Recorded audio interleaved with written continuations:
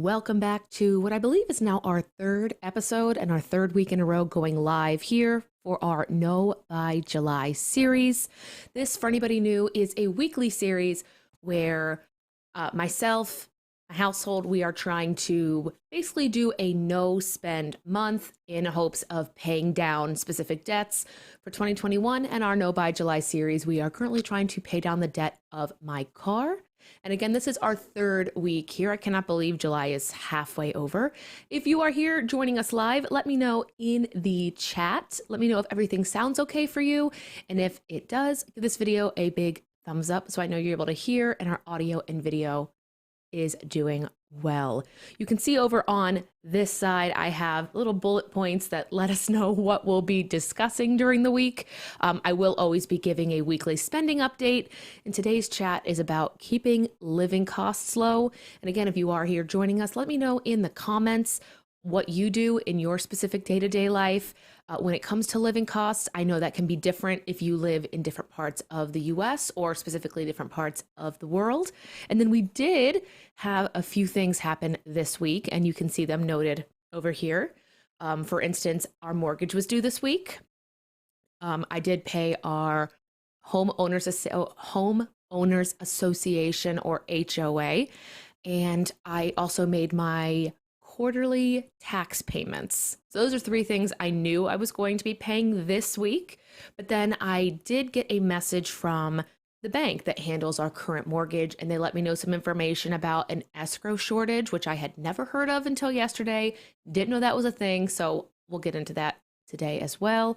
Sonia is here. She says hello. Good morning or good afternoon. Rachel gave us a big thumbs up, and Ellen, everything sounds great. Thank you guys so much for letting me know. All the video and audio tech you see on this screen, or the reason it looks or sounds good, is because of my husband, Christopher Rusin, who is behind me making all of this happen.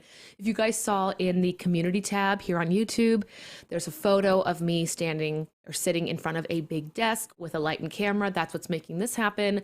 And again, that is all because of my husband. So thank you, Christopher. Week 3 spending update.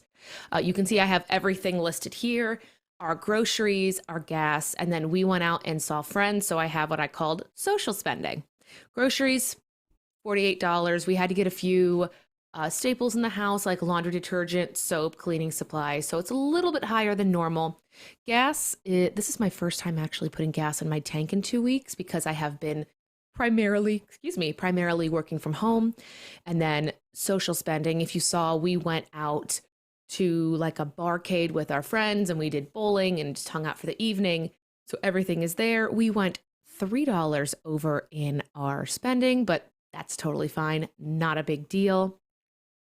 Oh, there are some messages in the comments. Love the microphone setup. Hi, it's me, Ellen. Just wanted to watch this on the channel. Oh, well, thank you. Very glad to have you here.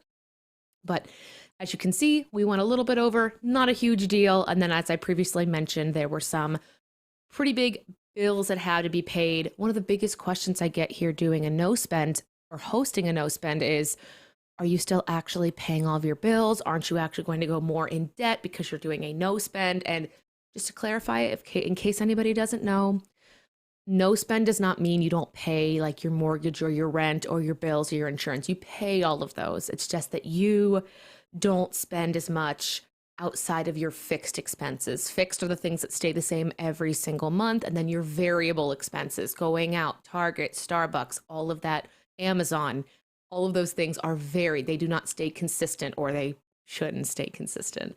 And that is what we are working on this month. But I wanted to talk to you guys about keeping living costs low. So I do have some points here. And again, let me know in the comments and I'll go through here every once in a while and say hi to you guys. We'll do all the shout outs like Brianna. Oh, hello. Happy to have you here as well. Let me know if any of these ring true to you, if you and your family have made these work, or if you have any tips or tricks or just comments on any of these. But keeping living costs low. The first thing I always do, no matter what my living situation has been, is I try to know my numbers. I was going to make number 1 be I have a budget, but some people get really turned off by that word. I at least know in my head around the amount it's going to cost me to live or survive. So I know my numbers and I track my spending. It's a fancy way to say budget, but I will know how much is my mortgage? How much are these bills going to cost? My insurances, things that are going to leave my bank account every single month. Knowing that at least gives me an idea of where I am in terms of my money coming in versus money going out. And then I did make a note on number one, and I said it's a lot easier more recently or since the pandemic to keep an eye on this because I've been charging everything on one credit card. So I know my groceries cost X amount per month, my gas costs this amount per month. And because I'm going to be spending that money anyway, having that on one credit card not only makes it easier, but it also lets me rack up points. I know last week you guys asked me if I follow Dave Ramsey, and the answer to that was no. And I remember people telling me that he does not encourage credit card use. I do encourage it if it is something that you are able to control. You understand that a credit card is not exactly borrowed money and you should only use it kind of like a debit card. You can pay it all off right up then and there. Number two, I wrote meal prep lunches and snacks. This saves both time and money. And then on top of that, learning how to make things on your own, DIY things in your kitchen. You guys do follow the vlogs on this channel. You guys see that I meal prep a lot of my lunches because I am an online teacher right now. So I still follow kind of a 9 to 5 schedule at home. So noon to 1 is my lunch hour. And I want to relax and catch up on whatever I'm watching during that time. I don't want to spend a half of that time cooking something. So I use my bento boxes that I used as a classroom teacher just to make that time go by faster, utilize my break. Because again, I would go in the kitchen and want to make everything. I wouldn't know, like, here's what I'm having for lunch. Here's what I'm having for a snack. So I meal prep my lunches and my snacks, and I know what I'm having for dinner. I do sometimes meal plan my dinner, but at least during the workday, it really does help. And I know some people say that they don't have that time to meal prep, so they'll go out and grab lunch or they'll Postmates or have it delivered. And I have done that in the past, but again, during no spend and trying to keep living costs low, just knowing what I need to have, meal prepping it, and putting it in the fridge, grabbing it and go. Let me know if anybody else who works from home, do you meal prep your snacks or meals during the workday? I'm curious to know if you have any tips or tricks on that. Number three, I wrote keep free activities within reach and convenience. For me, puzzles, skincare, instruments, especially if you have a partner or neighbors who would love to hear you play those instruments, walking shoes next to my podcast player, and then I have coloring books and puzzles as well. I wrote puzzles on here twice, but I like to keep those free activities convenient and near me, so it is the easiest thing within reach. Kind of like when you are on a diet, they tell you to put all your like snacks and cookies and sugary things up high so they are less convenient. I want my free activities to be right then and there in front of me so I can see them. Out of sight, out of mind for things like Amazon and Target. But if I want to wake up, put on my podcast and go for a walk, free activity. If I want to work on my piano or my ukulele skills, I think you can see it right over here. That's something else that I can do for free. If you are learning an instrument, I cannot stress to you the amount of free resources. Like for me, we went to Hawaii, as you know, and I bought this ukulele here when we got back to Ohio, so I didn't have to carry it through the airport. But there were so many websites I found that had chords and video lessons. Like I found 3 different channels that had 10 to 20 beginner ukulele lessons. It didn't cost me anything to go and try them. I'm still working on my chords. Don't ask for a concert yet. It's not that good. We're working on it. But just keeping your free activities within reach has been very, very helpful. Number 4 is know what outside activities are cheap or free. And then I wrote Google events in your area. There are typically like Facebook groups or just websites that can help you in your community to know when there are going to be free events, activities, things happening in parks, even just walking through like a farmer's market. If you don't necessarily have to buy something to just go and enjoy. Apparently speaking is a difficult thing to do right now, but just knowing what activities around you, like if you have family or children or friends that you want to visit, but you are trying to keep your living costs low, ask them to go and do these activities. This also, I believe, is true with gyms or places you can work out. Sometimes they do free activities in the park. So again, check that out. If anybody's done any of those, let me know in the chat. Number 5, couponing. I don't think I've mentioned this on this channel, and if I have, it's been a very long time, but this girl used to be an avid couponer. If you've ever seen that extreme couponer show on TLC like 5 or 6 years ago, I loved that show. I would try to emulate them, not to the point where I just had binders on top of binders, but I remember being very excited when I found my first free item in the grocery store after couponing.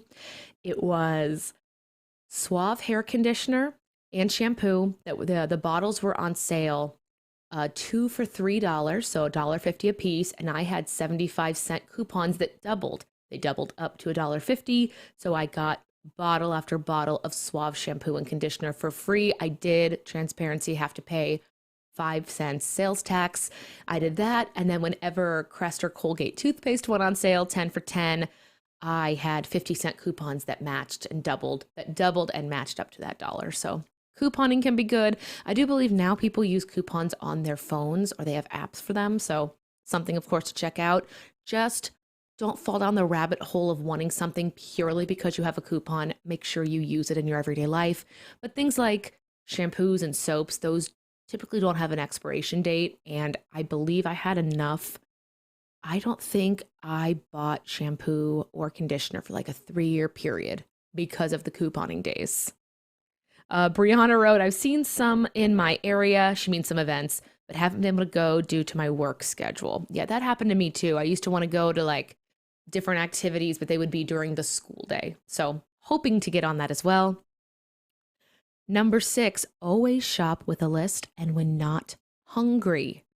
I confess, and my husband can probably agree to this, if I do not go into a grocery store with a list, I would be the girl who would want to circle the store 3 times, up and down the aisles 3 times. What's on sale? Let's look at this. Oh, I forgot that. If I do not go into a store with a list, husband, does that sound right to you? There's no comment, so I'm assuming that he's avidly agreeing. But for me, it is a more pleasant shopping experience if I have my list and I'm not hungry, or as I like to say, hangry. If I am hangry, I will want to put everything in that cart, particularly the snacks. So if I just go in and I know I need these ingredients to meal prep these meals and snacks, it also makes it a very quick in and out activity. I don't always enjoy going to the grocery store, so making it quick and simple. Number 7, I have my 48-hour online shopping rule. If I see something that I like in an online store, I have to put it in a shopping cart, and I'll set an alarm or a timer or reminder for 48 hours. And I do not buy that item unless 48 hours have gone by and I still want and or need the item. That has worked for me, particularly with like fast fashion. If it's winter season and sweaters are on sale and I just want like all of them, I'll put them in my cart, and then 48 hours will go by. And usually by then I'd forgotten that I've even gone and looked at things. Sometimes I'm like, yes, I still want them. And then I will typically get them. Maybe not 7 sweaters. That's an extreme example. But right now for No Buy July, I can tell you that my Amazon cart has a few items in them. Do I know off the top of my head what they are right now? No. Does that mean I really need them if I don't even remember what they are? Probably not. I'll go and check on August 1st, but for me, at least 48 hours helps me separate that want from a need. That impulse purchase feeling kind of gets subsided because I do, again, have to wait. And if I look at that cart and go, I have no memory of ever wanting this, I can empty the cart. And that's one less thing I have to see on my credit card statement. Number 8 works. And I did this before the pandemic. I wrote the cash envelope system. That is essentially where I would live off of 4 different envelopes. I'd have an envelope for gas, groceries, miscellaneous, and emergency. And I would put like $20 a week into them. This was a few years ago when I was living off of unemployment. I had just been laid off from a corporate job. This was between corporate America and teaching. And I was able to keep my way of living and still be able to save money and live comfortably through doing the envelope system. So again, I would put 20 in each envelope, and if I had anything left over, I could either roll it over to the next week or I could throw it into savings. Um, I did both, but again, it really did help. And again, speaking is very difficult. I am so sorry.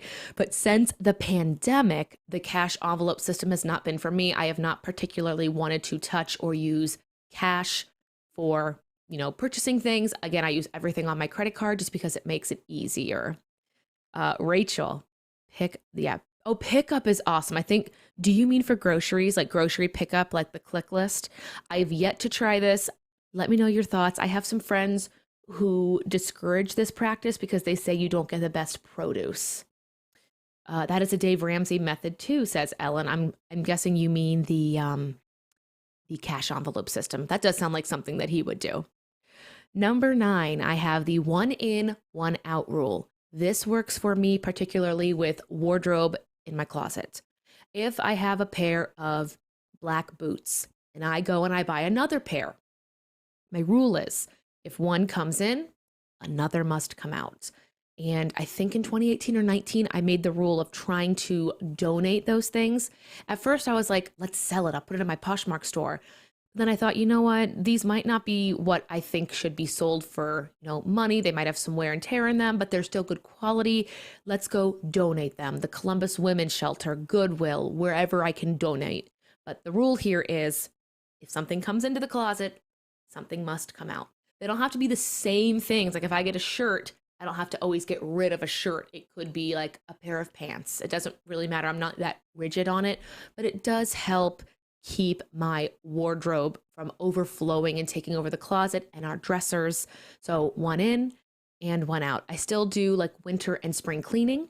I have a box in the top of my closet that I have my off-season clothes. So right now, my off-season box has my, winter wear attire, my thicker sweaters, my snow pants, whatever I have in the closet that I'm not using now is in a little box at the top. And then when fall comes, I will swap it.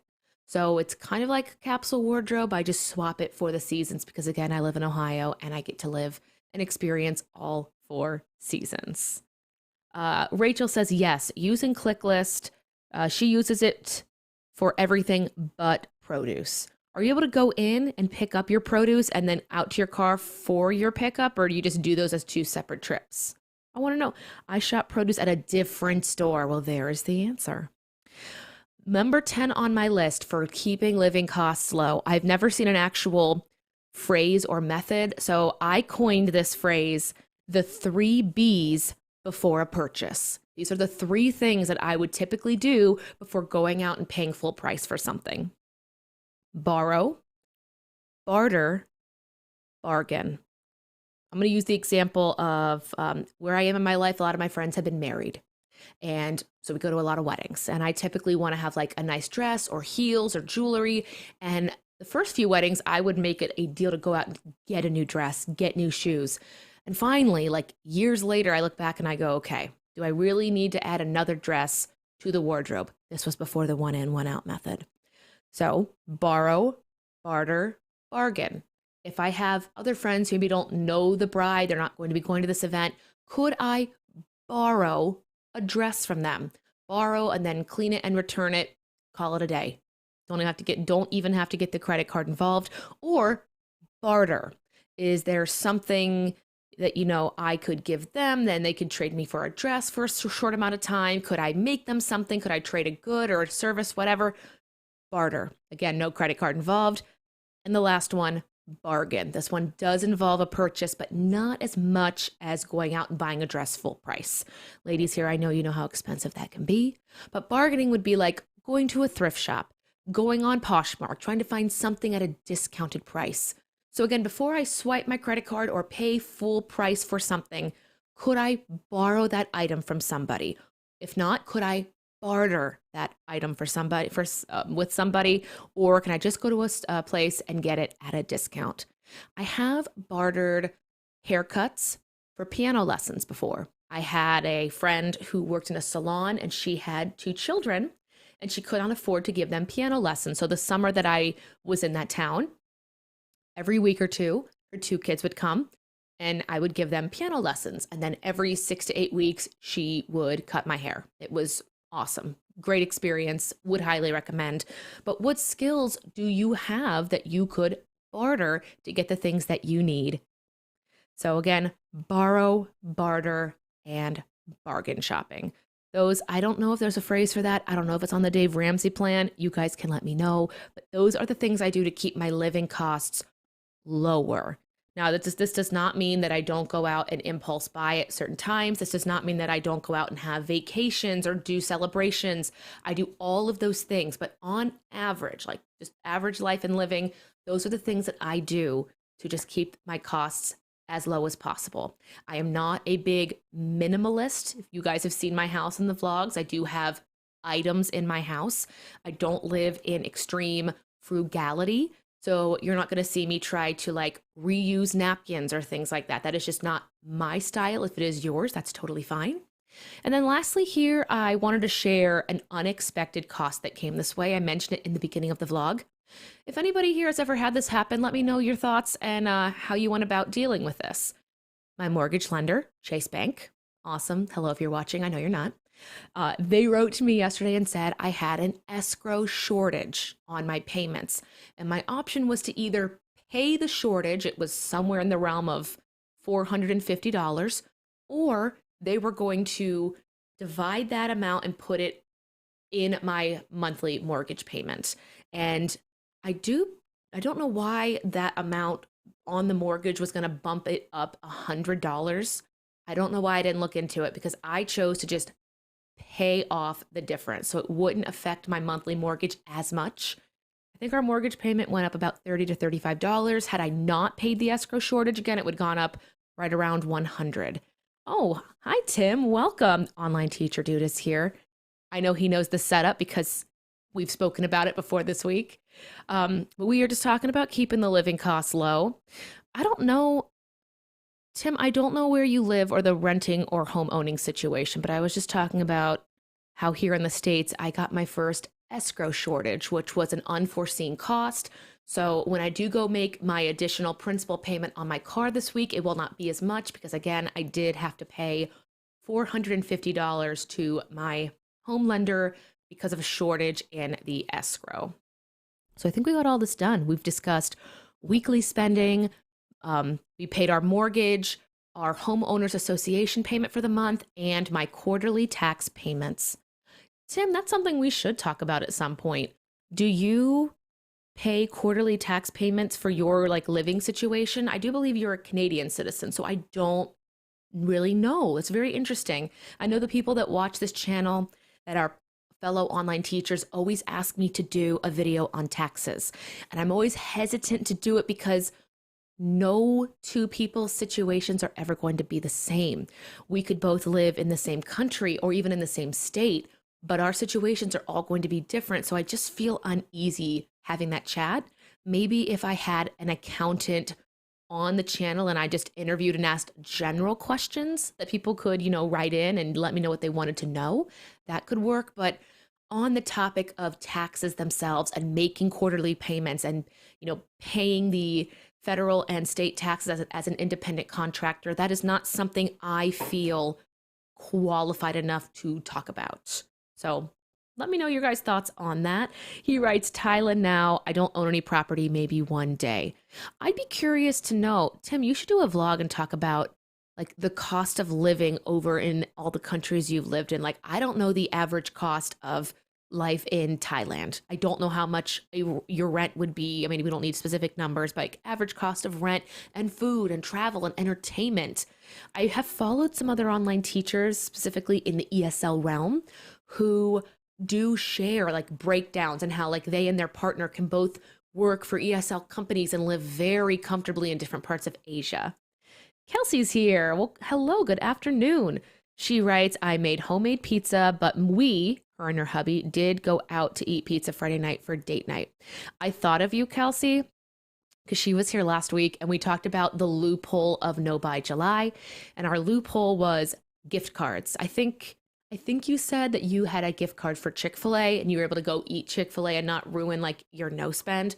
I found a $25 gift card we did not use on our honeymoon, and I may have yesterday added it to my Starbucks app because I think I had been down to like five-ish dollars, and I was like, that's fine. I'll just make my coffee at home. Like I do that 6 days a week minimum, especially during no buy. But I found that $25 gift card, and I went, I could use this and put it on the app, and it wouldn't affect the no spend or the no buy. So that's what I did. Tim writes, non-resident of Canada, no taxes in Canada nor in Thailand because I don't work in Thailand. I'm a very interesting case, but technically I don't need to pay taxes.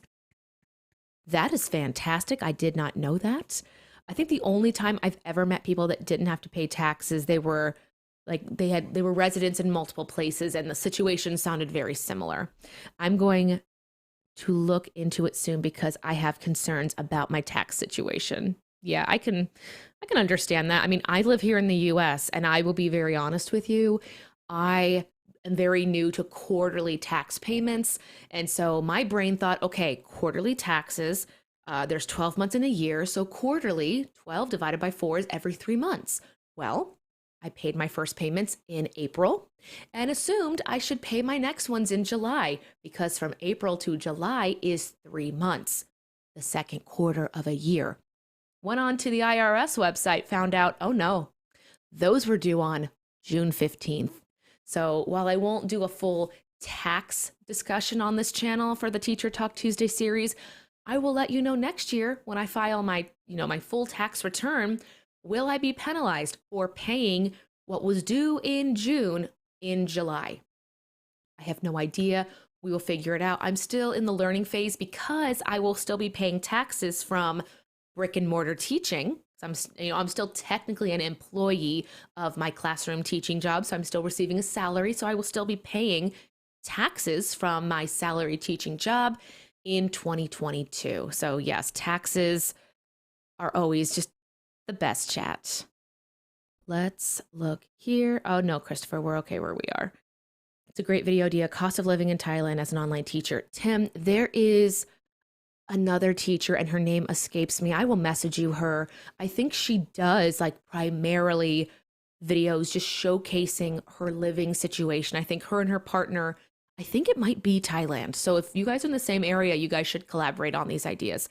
Tim, what time is it where you are? I honestly don't know, and I'm curious. But I love watching vlogs of online teachers. I think it's so interesting to see how they work, online, make their own schedules, and then share their cost of living. If there's anybody here who's new to my channel and maybe didn't know, I live in Columbus, Ohio. So I live in the Midwest of the United States of America. Pretty average cost of living, not the highest, not the lowest. The average cost to rent where I live, because I live in the city, I've seen people get apartments between $500 and $700 up into the thousands. And again, I do not rent. I own my home right now, so we are not in a renting situation. It's midnight where Tim is. Wow, that's awesome.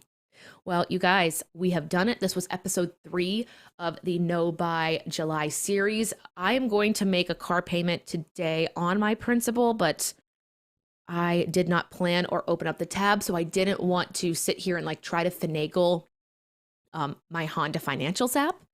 So just so you guys know, I'm going to put another, I think $500 on it today. This past week on OutSchool was my busiest week. I taught 4 camps and 12 ongoing classes. So 4 camps. Camps start Monday and then Friday. So each camp was a half hour. So that was 2 added hours of the work schedule and then 12 ongoing classes. I do believe as of tomorrow, I should have the highest amount that I've ever made on OutSchool coming in. For anybody here who's not an OutSchool teacher, your ongoing classes get paid out on Sunday. So I got 12 payouts today. And then tomorrow I will get 4 additional payouts, 1 for each of my camps. 2 of those camps did sell out. The third of them was half sold. And the fourth, I think, had 2 learners and they were in different countries. I offered these camps all at different times. They were two separate classes with two offerings. So I offered the first camp at 9 a.m. and 3 p.m. and the second camp at 9:30 a.m. and 3:30 p.m. because I was trying to see, will I get more learners here in the US or will I get more learners over in Europe? And it was funny because the first class I had more learners in my morning, and in the second class I had more learners in the afternoon. So I am still trying trial and error on OutSchool, but let me know your guys' thoughts in the comments. How do you guys keep your living costs low? How is online teaching going for you? I have heard from a lot of Kid Pass and OutSchool teachers that this month has been a lot better than June. So hopefully that's working well for you. All the ESL teachers, let me know how your summer is going. I am looking to open classes, I think the last week of July, because I'm not teaching nearly as many OutSchool courses. So I think I'm going to open up classes for the first time in a very long time. I've gotten a lot of incentives in the emails. So let me know how all of that is going. That is week 3, you guys, of the No Buy July series. Just so you know, we're going to do one next Sunday, and then the first Sunday of August, we'll do like a wrap up, and I'll have graphics here on the screen. I'm sure you could see how I had bullet points here on the screen. I will have bullet points of our spending, what we saved, how it all went, you know, struggles, pros and cons, things I recommend for no spend. And then at the very end, on the last day, I will share like how much we paid off on my car. For anybody who's curious now, we are now under the $10,000 range on my Honda CRV. So that is very great. That was like a big milestone we hit this week. Other than that, you guys, again, 2 more No Buy Julys. Have a great week of teaching, and I will see you guys in Tuesday's video, Friday's vlog, and then next Sunday's live stream. Until then, I will see you in the next video. Bye, you guys.